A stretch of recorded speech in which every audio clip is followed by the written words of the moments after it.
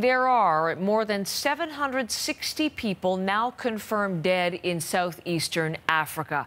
This is due to Cyclone Idai, and it is 11 days after Idai's storm across Mozambique, Zimbabwe, and Malawi. For countless survivors, it is still a dire situation. The UN saying in Mozambique alone, there are more than 1.8 million people in need, and getting help to them is a major struggle. Nahlah Ayed is in Mozambique now, and she is leading our CBC News team on the ground. She has been traveling with aid workers who've been trying to reach people who need that help. She's in Beira live with me this morning. Nahlah, good to see you on this, and thank you. Let's begin with that aid, the attempts to get it to people who need it, and the challenges workers are facing. Challenge is kind of the key word here, Heather, because I should tell you, I'm here at the Beira airport, where this is essentially the hub of the operation for delivering aid to people. And the reason that is because a lot of roads until today, even 11 days after the cyclone hit, are impassable. There are communities out there in almost half the country that are impossible to reach. And to add to all of this, Heather, communication is really difficult. Just a simple phone call is still pretty much impossible. And so to assess the needs, you need to physically go there, and you need to have an aircraft that can get you there, land you on the ground to assess the situation, and then later come back and drop the supplies that are needed. And so, well, you cannot have enough helicopters to deliver the kind of aid that people out there need. We're talking about people, some of whom we've heard about have not had food or water or clean water for the past 11 days. And we heard, because of the communication problems yesterday, a farmer or the farm owner physically got here just yesterday to inform the World Food Program that he has about 1,000 men who are stuck, his workers, stuck on a farm, and he's unable to get to them to give them what they need. And so a helicopter went off and dropped off some aid, some food, some tents to get them sort of started. So very difficult transportation, very difficult communication. And I'll tell you this, Heather, is that the helicopter we took yesterday to get a sense of the flooding, to get a sense of the aid effort, was actually diverted from South Sudan. So that gives you a sense of the urgency here. It is being seen by the World Food Program as on par with the emergencies in Syria, in South Sudan as well, and in Yemen. So it's a difficult situation. Yeah, really, that tells us exactly the gravity of the situation that you are covering, Nahlah. So obviously there we see the scene in the hub of things for the aid operation. You just indicated, though, that you have flown over and you're able to see the conditions that people are facing, people who've lost their homes, people who have lost everything. So what is the situation on the ground right now for these people displaced and still, amazingly, 11 days later, even stranded? Yeah, I mean, there are still people stranded. And again, because of communications, nobody seems to know exactly how many. There are some estimates, of course. But yeah, a couple of days ago, we had a chance to visit some of those people who have physically been displaced by the cyclone. Because as you see, you know, it's over. The cyclone is over. There's rain that comes once in a while. But the problem is that people who have been displaced have no plan. They don't know where they're going after this. And so the ones we saw were in a primary school. They were 250 families, if you can imagine that, Heather, in one building, a primary school. So where there were classrooms are now bedrooms. Where there was a play area for children is now a kitchen.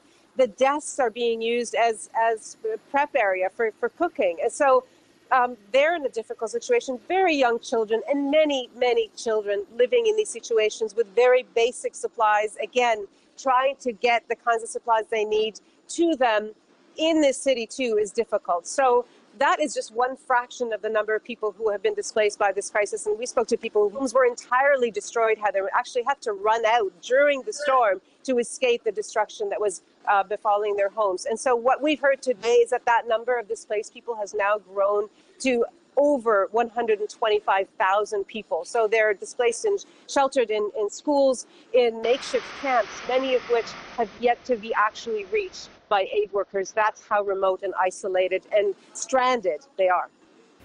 What an incredible story. Nahlah, we will look forward to your reporting on this very much. Thank you for that live conversation from Beira, Mozambique.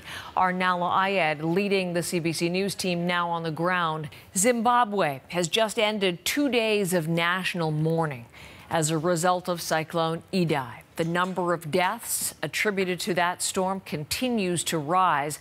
UN officials in the country estimate as many as 259 people have been killed.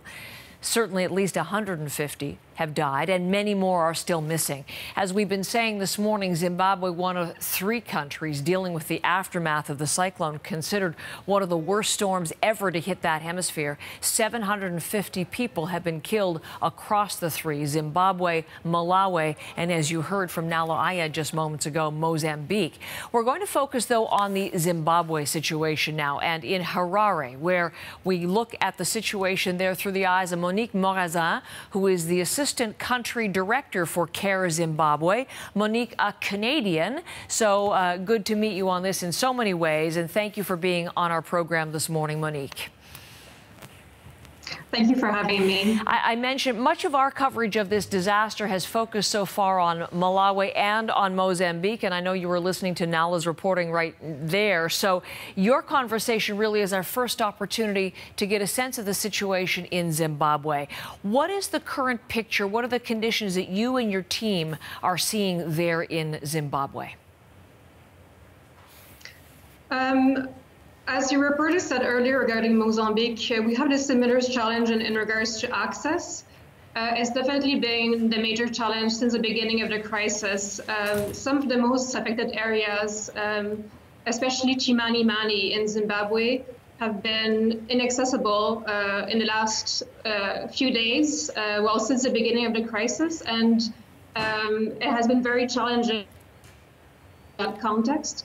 There is now roads that are accessible, but initially roads had been completely flooded, and there's been a bridge that have collapsed, and the only way to go in all of the areas in Chimanimani was through helicopter. So aid has mobilized, and there's a lot of coordination with the government and the UN. But getting access to the most affected, especially in Chimanimani, has been a struggle. So is it potentially a similar situation? You were listening to Nahlah's reporting that tens of thousands of people they are still searching for, they are still stranded. Is it similar then in Zimbabwe? There could be people literally in trees or just on rooftops that you just can't get to? Absolutely. We think that the official number, as you said right now, of death is 259, but we are expecting the numbers to increase significantly in the coming days when search and rescue operations continues. The big challenge is reaching the people and being able to get. It's really difficult at this time to get a good assessment of the numbers, actually, because of these access challenges. Okay. And because of the flooding levels. For those people whom you have reached, those who have been displaced and whom you know about, in terms of their immediate needs, food, water, shelter, are those needs being met, Monique? They are starting to be. It took a couple of days for the first distributions to start. They have been very minimal in the least difficult to reach areas. And now that we have a bit of better access, I think things will scale up massively in the coming days. So there was, there are a lot of agencies on the ground, and the UN has been coordinating together with the government. So yes, the basic needs definitely there. Food insecurity, food security is a major issue. Wash as well because of waterborne diseases. Shelter in some areas where we have conducted assessment at CARE, complete villages have been wiped out. So houses completely destroyed, sanitation facilities completely destroyed. And what I think is important to mention and for listeners to understand is that this crisis comes on top of a severe drought in the country and in the region. So there was already important food insecurity within the areas that have been hit by the cyclone. So we're projecting, other than all the immediate need, that there'll be like long-term sort of recovery needs to be addressed.